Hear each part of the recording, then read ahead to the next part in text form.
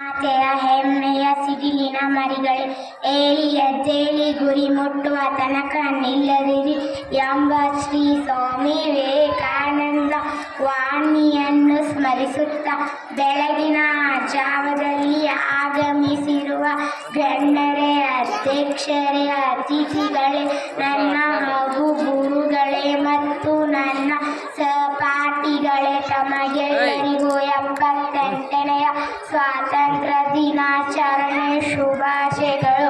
August 15, 1947ರಿಂದ ನಮ್ಮ ದೇಶ ಸ್ವಾತಂತ್ರ್ಯವಾಗಿತ್ತು.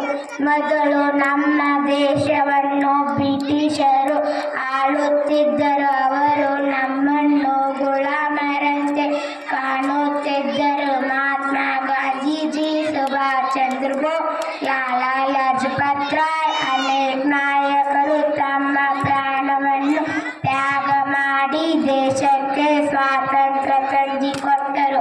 ಆ ಎಲ್ಲ ಮಹಾನ್ ನಾಯಕರು, ಸೈನಿಕರು, ವೀರ ಶೂರರನ್ನು ನನಗೆ ಮಾತನಾಡಲು ಅವಕಾಶ ಕೊಟ್ಟ ಧನ್ಯವಾದಗಳು. ಜೈ